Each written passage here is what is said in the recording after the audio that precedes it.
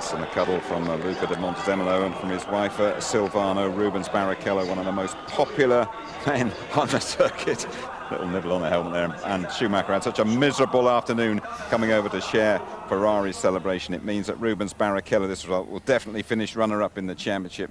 Button second, Raikkonen third. Alonso for Renault in fourth place. Montoya, a bit lacklustre, fifth. Sato, good important points for VAR from the Japanese driver. And Fisichella and Massa, both cyber drivers in the points. They've had a decent weekend in China. Schumacher away and gone. Barrichello definitely runner-up now. Button looking an absolute shoe-in for that third place, surely. Alonso fourth. Trulli, he won't be scoring any more points this season. Fifth, Montoya, Raikkonen and Sato, the driver champion. This is a really important one at the moment. Well, BAR have now gone 9 points clear of Renault. BAR looking in good shape to finish runners-up to Ferrari. What a great achievement that would be by the BAR team. And 6 points between Williams and McLaren. Okay then, Tony, a very, very good Grand Prix. I'm sure quite a few of the 1.3 billion inhabitants of this place enjoyed it. Looking at the start, though, I would think that Jenson Button lost a bit of ground there. I mean, it wasn't the best start from Jenson's point of view. Once again, Alonso away like a flyer. Yeah, the Renault rocket ship, off it went and demoted Jenson, but he also lost out of place to Massa as well, whereas his teammate Sato picked up 5 places, whilst Kimi Raikkonen and Rubens Barrichello at the front made beautiful, clean starts. You could see Sato from the back here. Just look at this as he weaves his way through. And on the right-hand side, Pennis had made a slow start. Very dangerous situation there because the closing speed was so great. We were promised a lot of overtaking here, and Jenson Button provided it early on, didn't he? He really flew by Massa and Alonso. Yeah, well, first of all, he got back that 4th place, which he'd lost to Massa. Here we go, round the inside. Massa having a few little tyre problems there and running wide, but Jenson very clean on the inside. And then Alonso trying to force him out wide, trying to protect the 3rd place. There we are, the bumps at the end of the straight there, into the last part of the circuit. Nice and clean, very smooth and fast and efficient. Of course, they say Button is not a great overtaker. Don't see anything wrong with that there. We said it'd been a very weird weekend for Michael Schumacher. It was a very, very strange race for him as well. First of all, a clash with Christian Klien, the Austrian driver, in the Jaguar.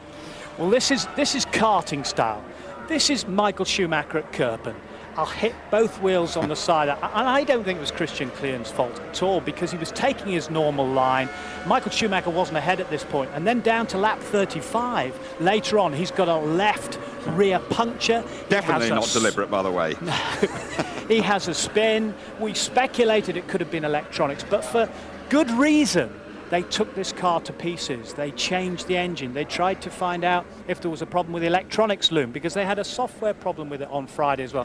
Not happy, but you know what? He still protected the finishing record of over 3 years, really, with no mechanicals on the Ferrari. Brand new circuit, a brand new surface, a bit abrasive on the tyres, and ultimately Michael Schumacher had one of those as well, looked like a puncture.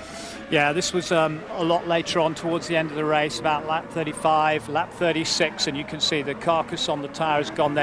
Now, Michael ran wide a few times up on the curbs, and a lot of stones and debris had been dragged onto the track as well, so easy to pick up a puncture in that situation. Ralf Schumacher returning to Formula One action, and he had a little contretemps with David Coulthard. Well, you know, DC's going to have to hold his hand up to this one, because, you know, he did overshoot, he did go down the inside, and he hit the inside of Ralf Schumacher, and Ralph there spinning, thinking about going into the pits, but he had been hit and damaged, and he had to retire because of that. And then you had front left damage for Coulthard as well, and you can see Ralph saying, I am upset. Once they had that pit stop, Rubens Barrichello, he was away and gone. What a terrific finish we had, though, to the race. Raikkonen right up there behind Jenson Button. But it was fabulous strategy from BAR, first of all, to get past Raikkonen and into that 2nd place. And then Kimi got the pedal down to the metal, you know, 1.5 seconds behind with 3 laps to go, going into that wonderful last lap, just 0.8 of a second. He couldn't quite do it. Jenson hung on, Villeneuve was in the way. Look at that close finish.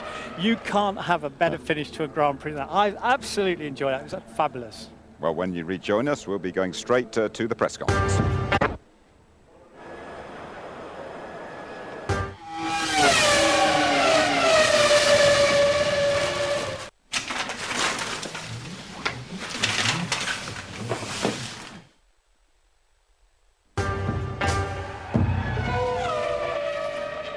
great drive, a great day, under pressure the whole way.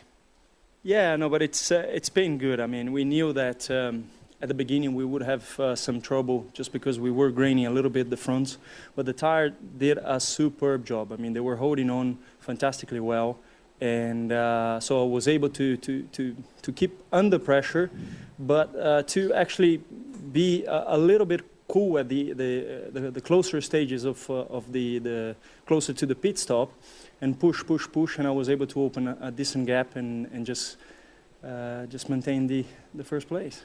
Well, a lot of pressure from Kimi in the early phases of the race too. No, it was very hard. I had a very good start, and I was amazed about the grip on the first lap. I actually underestimated a little bit. I could have pushed a little bit harder because the grip was there. So I was feeling good the whole way through. It was really nice. Towards the end, because I had an 8-second gap, I didn't push that much, thinking that it was going to be okay. And actually the grain on the front stayed there for a longer time. So I was having a tougher time actually towards the end of the race. And quite difficult to pace it, therefore, right to the end, get it perfect to the checkered flag. Especially because I had 2 cars to lap, and there was, I mean, the first time when I went to lap Villeneuve, he didn't see me, so I lost like a second. After that, I was thinking maybe he's concentrating on the car in front, so I might have a problem, but then he was okay and let me by. Congratulations. Thank you. Jensen, we now know, of course, you had more fuel than anybody else in qualifying, so it was a great qualifying lap and a fantastic race. That middle stint with so much fuel on board for you. It was a very tough race. When you know the other guys are doing a 3-stop and you're doing a 2, it does make it very difficult mentally because you've got so much weight on board. And it was pretty tough, especially the last stint when Rubens was putting in some good laps. Being able to push was almost impossible because with that much weight you get a lot of oversteer, and it was pretty tough. In the closing stages of the race, you were catching him very impressively. Were you thinking then, yep, we can do it here? I didn't really know if he was just backing off or if he was just slow at that time. I was more concentrating on Kimi behind. Trying to judge the gap was very difficult because suddenly put in some very quick laps. And then towards the end, I was able to up the pace a little bit. But it was a good race for us, and I was very happy to get second. But you know, the starts have been a little bit of a problem lately for us, and to lose 2 places off the start, almost 3 places, was disastrous really for us. And that's something that we need to work on. And if we've got that, I think we'll be a lot closer to challenging for our first win. But was that He will definitely, though, finish third behind the Ferraris in the Drivers' Championship, but still terrific scrap going on in that Constructors. It's tremendous, but you'd have to ask the question now, Jim. Flavio Briatore, did he get that right? The disruption, the discontinuity of getting rid of Trulli and bringing in Villeneuve. Arguably, Villeneuve not quite ready. 11th place, the 4th place for Alonso, they're 9 points behind. Now they're going into Honda land. That is where the strength of Honda and BA are there. They're going to be mighty. Takuma Sato's got people power on his side over there. He's going to have to wear a wig and a disguise, obviously, because the fans will mob him. But it's going to be really tough now for Renault going into Japan. And Sato, again, did a super job for BAR. I think he did an absolutely fabulous job coming from the back like that. And also just Rubens coming from the back. He did that in his first Grand Prix win from 18th position in Germany as well, so it can be done. What did his prospective employers, McLaren, think about Juan Pablo Montoya's performance here today? That's a good point, because I was thinking that during the race. And also Sauber. Peter Sauber will be watching Villeneuve very closely. Ron Dennis will be watching Juan Pablo very closely. It's an attitude thing. You saw it before the race, you know, after qualifying. I couldn't do anything in the car. It was nothing. It was unpredictable. Absolutely awful. So I would say they'd be watching very, very close in Japan now, see if they can pick their socks up. Final verdict on the first Chinese Grand Prix. Big thumbs up, I think. Absolutely big thumbs up. Absolute winner from every aspect. OK, Tony Jardine, thank you very much indeed. We have a rerun of the Chinese Grand Prix. It comes up this afternoon here on ITV1 at 2:15. And that's followed by the British Touring Cars title decider. It's live 4:15 from Donington Park. China highlights are just after midnight. The show repeated tomorrow evening. That's on ITV2 at 6:30. Now, in a fortnight, we go to Suzuka for the Japanese Grand Prix, qualifying 2:55. That is on the Saturday afternoon. As for the race, we are live 6 o'clock on the Sunday morning. You can catch a rerun round about lunchtime at 2:15, and the highlights from Japan are at 11:45. Japan next, then Rubens Barrichello here has confirmed Ferrari's perfect season. China, a spectacular addition to the F1 calendar. I reckon this one's here to stay. Bye-bye to you all.